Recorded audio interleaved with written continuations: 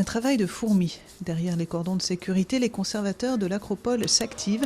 Leur but, éliminer les restes de béton et traces de rouille laissées par les restaurations précédentes. Ça fait 2 jours que je travaille sur ce bloc. Ici, ce qui compte, c'est que ça soit bien fait. Les restaurations ont souvent été hasardeuses sur le temple d'Athéna Niké qui vient d'être débarrassé de ses échafaudages. Il a fallu 9 ans de travaux. Les blocs avaient été mal assemblés. Nous avons réussi à remettre les blocs dans leur position originale. Donc des blocs qui étaient sur la façade sud ont été remis sur la façade nord et des blocs de la façade nord ont été remis sur la façade sud. Sur les propylées aussi, le portique qui marque l'entrée de l'acropole, ce travail de reconstitution a été réalisé. Nous voilà sur le toit. Comme sur le reste de l'acropole, l'architecte qui dirigeait les travaux de restauration dans la première moitié du XXe siècle, Nicolas Balanos, avait commis de graves erreurs.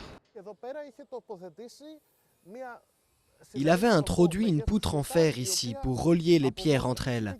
Mais quand tout ça s'est oxydé, malheureusement ça a provoqué des fissures sur le marbre. C'est pour ça qu'on a dû enlever les morceaux de marbre et qu'on a dû les assembler à nouveau.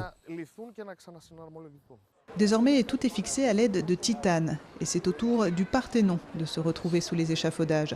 En janvier, une nouvelle phase de travaux a commencé sur la façade ouest. Malgré la crise, ni l'État grec ni l'Europe n'ont réduit les fonds.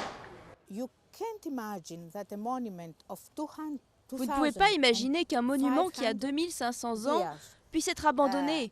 Jamais. Et bien que cette restauration soit pratiquée dans les meilleures conditions possibles, que ce soit les matériaux utilisés ou le travail réalisé, il faudra toujours continuer à prendre soin de lui.